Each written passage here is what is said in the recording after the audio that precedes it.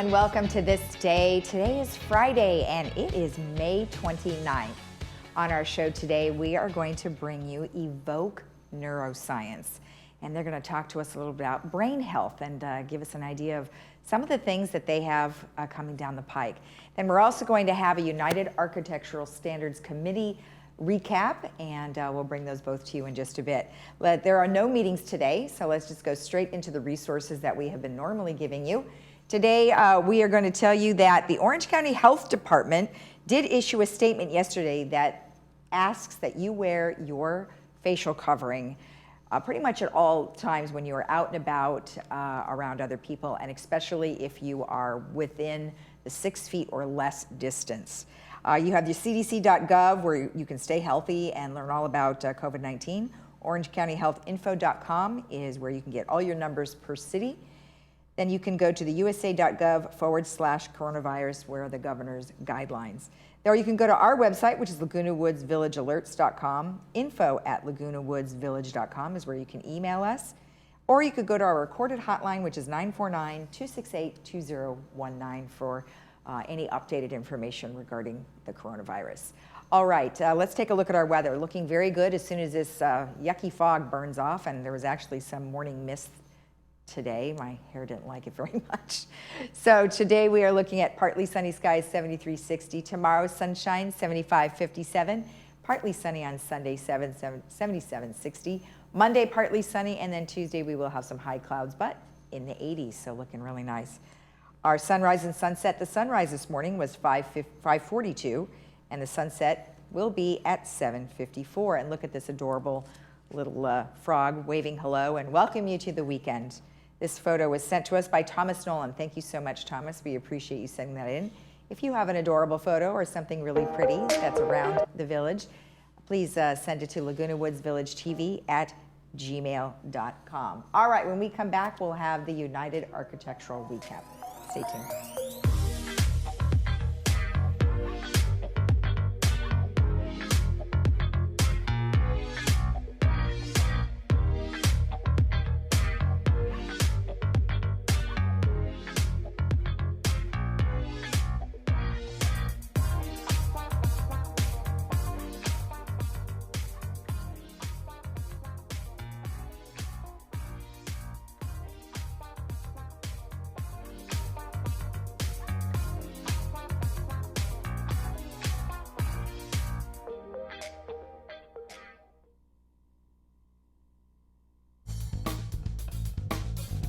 At Harvard Eye, we're so happy to be open again to see you for all your medical and surgical eye care. We're taking great care to protect everyone from COVID-19 by seeing fewer patients, spacing out chairs in our lobby, sanitizing our office constantly, and doing much more. The world is changing a lot, but what hasn't changed is we're honored by your trust and confidence and committed to keeping you safe. We can't wait to see you.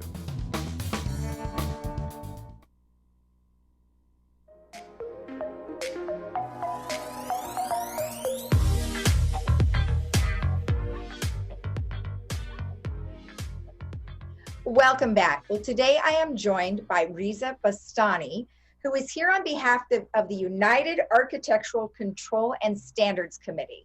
Well, welcome, Riza. Thank you for joining us via Zoom.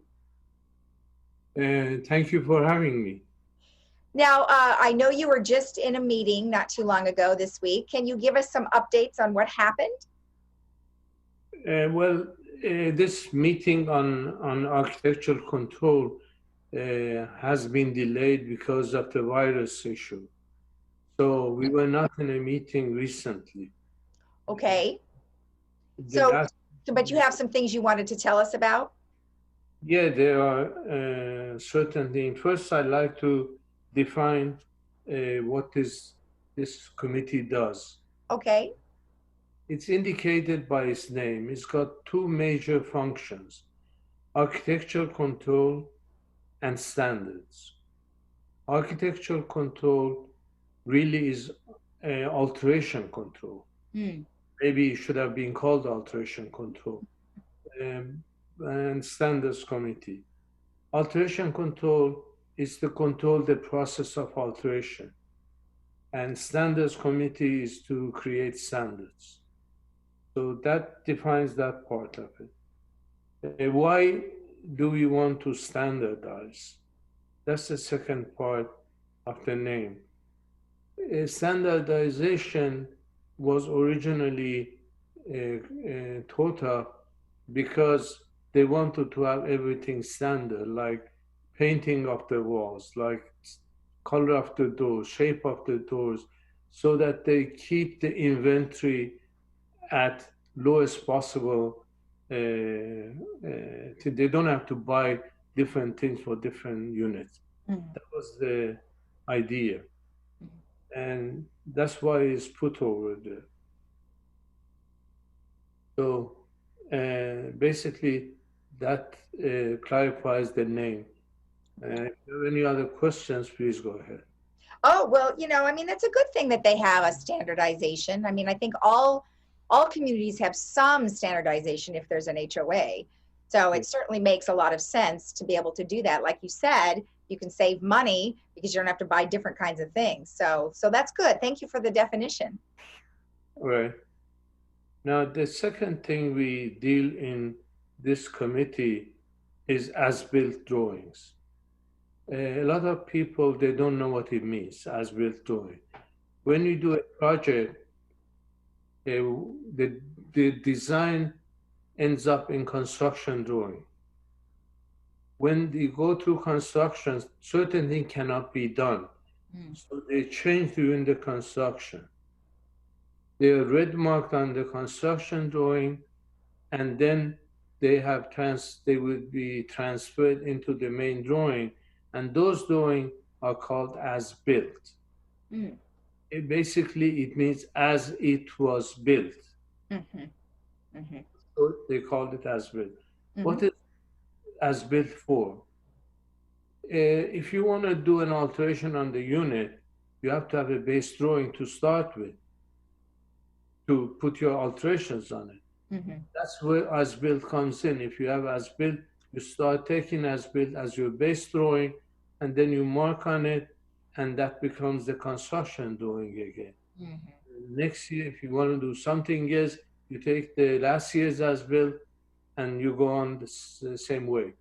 I see. That's the function of as-built drawing. Now, I have to mention something. Unfortunately, in United, 40, 50 years ago, the as-builts were not done properly and then put in microfilms, which are fading. We need to revive them somehow. They are letters, but they cost money. And first, we have to have the budget, but I think it's worthwhile to attempt to have them as built. That was the next point I wanted to explain. Okay. Now, the process of alteration in the village is that first the HOA gets the application for alteration. They review it mostly from aesthetic point of view, colors, etc., and they approve it. Once they approve it, it goes to city, and city start looking at it from technical issues, structural, safety, code compliance, and things like that. And when they're satisfied with that, then they give an okay so we can start construction. Now, the other issues that has come about are the units in the village are 50 years old, and to make it habitual, it has to be altered. So that's how alteration comes into the picture. But the alteration committees in the board, as well as those in VMS, has to try to minimize the cost of alteration. If they put redundant requirement, etc., increases the cost, and it can be affordable to most of the residents in the village. Okay. Well, yeah, it's a difficult time, and everybody's lives have come to a halt. So it certainly is, a concern for sure, and difficult. So hopefully, when things get back to somewhat of a normal, they'll be able to pick up where they left off and help you with that. So great. Well, thank you very much for your report. I appreciate it, and you stay healthy out there. Thank you, and thank you for having me. You're welcome. Bye-bye. Bye-bye. And we'll be right back after this.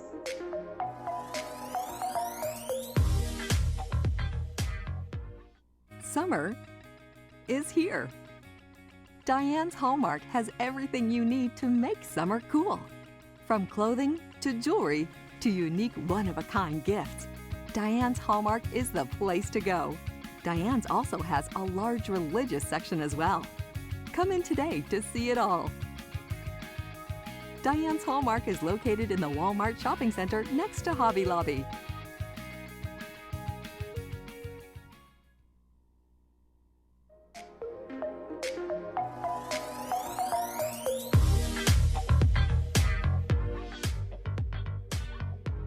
Welcome back. Well, today I am joined by Dr. Morgan Ingmanson, who is with Evoke Neuroscience. Well, doctor, thank you for joining us. It's very nice to have you here. It's such a pleasure to be here. Thanks for having me. You're welcome. Now, of course, it's virtual, as we've been doing pretty much for the last 10 weeks. So I think we're all getting used to this. But in any case, we're here to talk about brain health. And before we get into some of the effects that I think COVID-19 has really been taking on most people, especially for our residents, let's talk about dementia as a whole and sort of our brain health. What would you say about dementia and kind of, maybe addressing COVID-19 and what happens with dementia people? Well, dementia is certainly a hot topic. I know COVID-19 has gotten a little bit more attention nowadays, but dementia is still a huge problem and very prevalent in our society and can potentially increase because of some of the negative mental health effects that we're seeing with COVID-19. I think the scariest thing about dementia is the misconception that there's nothing you can do about it. But actually 1 in 3 cases of dementia could be prevented just with lifestyle interventions. So it really gives you a lot of power when you are able to take control of your brain health and try and prevent something that is so feared in our society. So what are some of the things that you can do, just in everyday life to help prevent dementia? Basically, everything that is good for the heart is good for the brain. So thinking along the lines of a healthy diet, getting exercise, continuing with social stimulation, which is hard in our COVID-19 society, but also having an understanding of where your brain is at in terms of brain health. Oftentimes when we go to the doctor, it's really hard to get a picture of how the brain is functioning because it's tended to be treated as kind of a black box. And oftentimes we don't realize that there are tools out there to evaluate brain health, even in a primary care setting. And once you know kind of your brain health status, you can take the appropriate steps to kind of do those lifestyle interventions and give yourself the best chance of staving off something that could turn into dementia.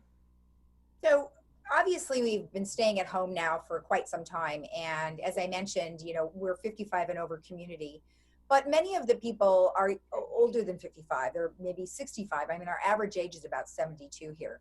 So when it comes to evaluating your brain and evaluating your brain health, what is it that they can do? Now, you mentioned their primary doctor may not have the capability of doing that. Do they need to see a specialist for this? You don't. So I work for a company called Evoke Neuroscience, and we make basically a brain imaging tool that is designed to be used in your primary care office. Lucky for your residents, we are used at UC Irvine. So you can go to a clinic at UC Irvine and get it done there. Or other local doctors will have it as well.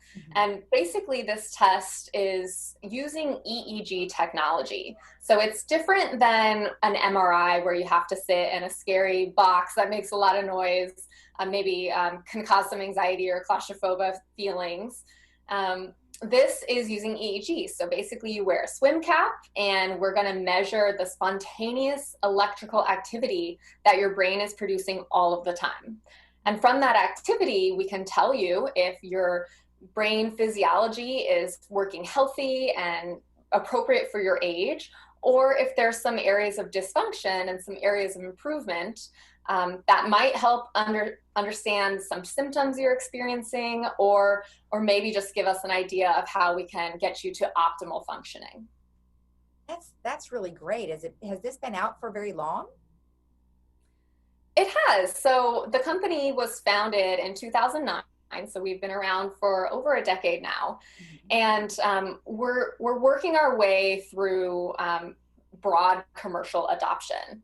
The challenge is really comes all the way back to physicians in medical school. Unless you're getting specialty neurology training, oftentimes the brain is overlooked. You get one day in med school, that's kind of it. But the brain is our most important organ. It literally is responsible for everything we do, how we think, how we feel, how we act and behave, and even how we move and function and interact with our life and everything around us. So if your brain isn't healthy, nothing else in your body is going to be healthy either. And the body is really a full system. So it's been our goal to get this kind of out into the community, to not only educate physicians on, hey, there is a way you can look at the brain, but also to educate patients in the elderly community and really all age ranges. It's super important to do this brain check. I do it on myself and my family every year. It's just kind of part of our annual wellness exam. So exactly what does it tell you? I mean, you mentioned it's going to check the electrodes and things like that, but if you're going to look at a report, what is it telling you? Yeah, so basically the physician, your doctor, will get a report that tells you how your brain is functioning compared to where it should be. Is your brain producing too much of a certain type of energy or not enough? And that really gives us understanding to pathological underlyings of what's going on symptomatically.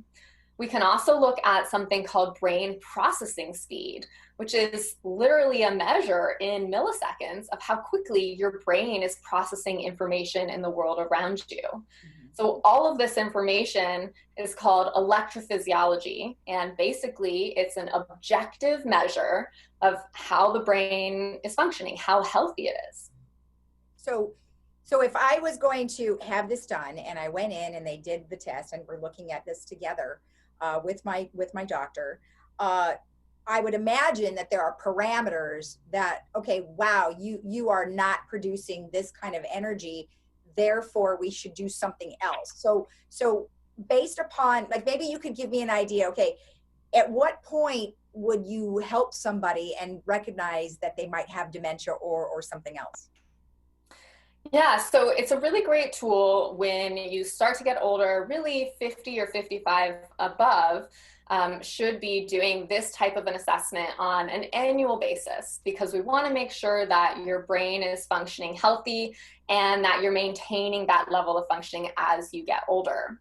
So this type of test, when you're reviewing it with your physician, can essentially show you warning signs of things that are starting to go wrong.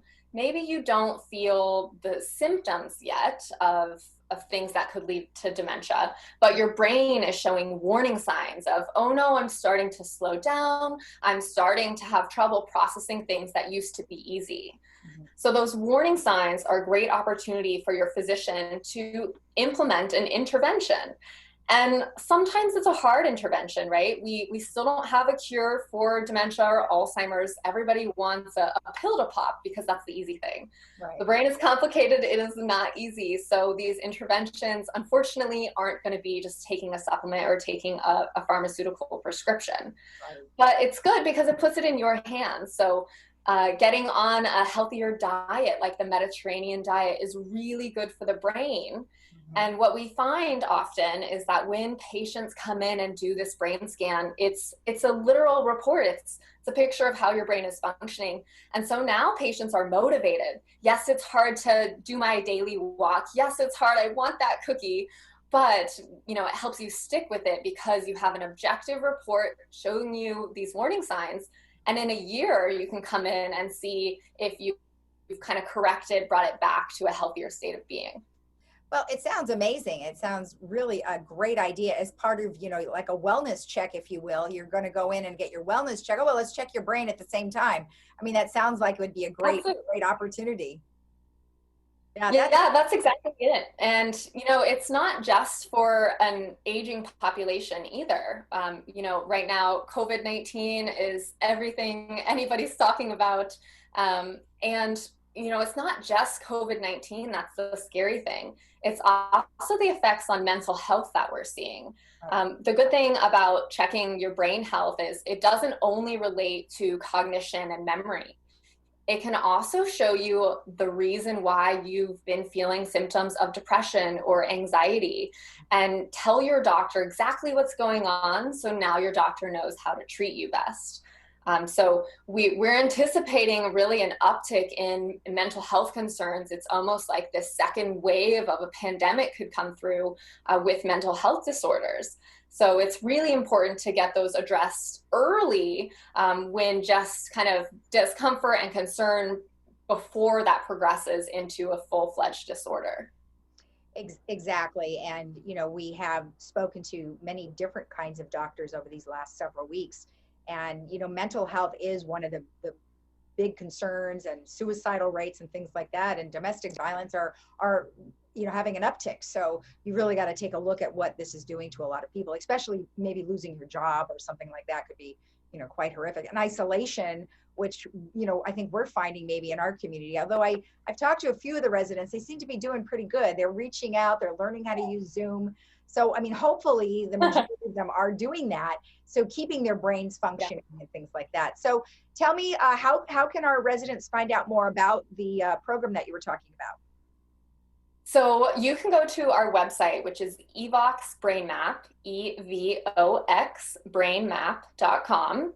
And there's a great tool that's called a physician finder. You can go and type in your zip code, and up will pop all of the clinics near you that have a medical device to assess your brain. Like I said, there's one local at UC Irvine, so that's right there in your backyard that you can check out. Or if you have family members that are interested in this as well, they can see what clinics are available in their area. Okay, well, that's perfect. Well, thank you so much for taking the time. I really appreciate it, and good luck with you and your device. And hopefully we'll get you into the studio as soon as we have guests. Thank you. It was a pleasure. All right, thank you. And we'll be right back after this.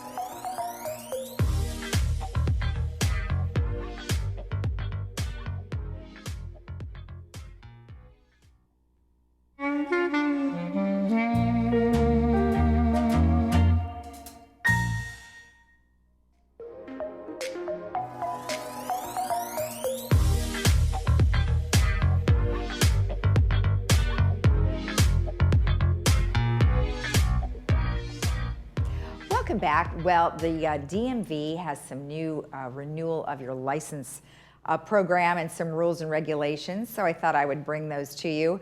But first, I just wanted to say that when I went online to find funny driver's licenses, these are the ones that I found. I particularly like the Bigfoot one, but anyhow. So the California Department of Motor Vehicles is extending their driver's licenses expiring during the COVID-19 pandemic. A 120-day extension for drivers age 70 and older. Drivers age 70 and older with expiring non-commercial licenses are receiving an extension in the mail automatically. So hopefully you have received that already.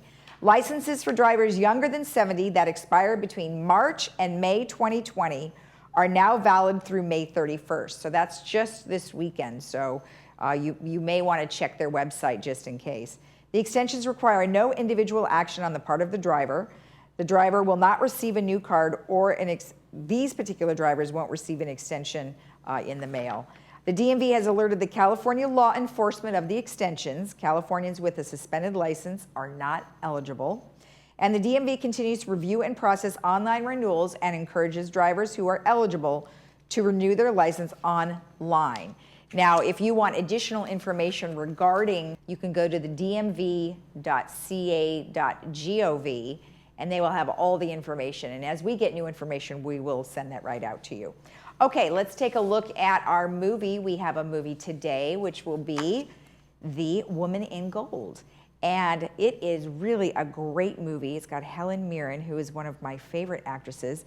And it really is a wonderful story about artwork that was lost during the Nazi war. And it's based in Austria. So check that out. It's brought to you by Memorial Care, and that'll be at 2 p.m. with subtitles and 7 p.m.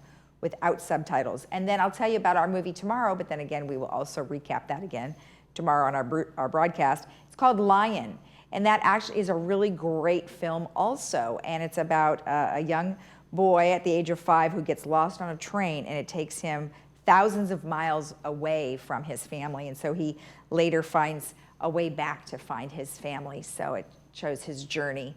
That is brought to you by Kaiser Permanente, and that movie will air at 3 p.m. with subtitles and 6 p.m.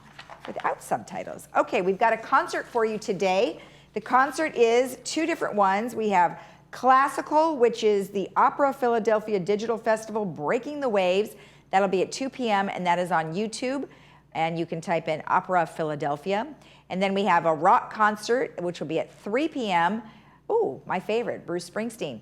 And you can type in Dropkick Murphys, and that is in YouTube. And other than that, we've got another concert, which is also on YouTube. It's called Metal Injection, and that is an all-day event. You can check that out. I'm sure they'll have lots of different bands for you there and lots of different types of music. Again, that is today, the 29th and 30th, so you can check that out. They are giving Global Giving Coronavirus Relief Funds. So if you want to donate, I'm sure that information will be there as well. All right, let's take a look at our weather. We've got some beautiful weather that is coming our way right after the fog burns off. It seems like it's a little slow this morning.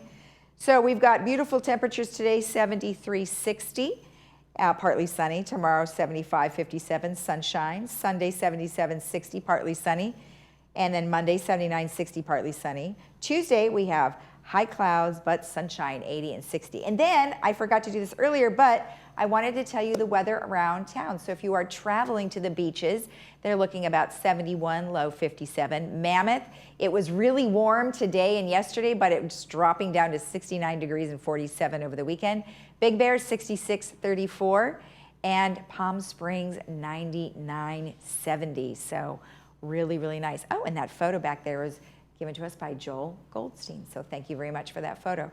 All right, well, have a great day in the village. You can watch us again at 12:30 and again at 5. And tune in tomorrow. We will have a broadcast at 9 a.m.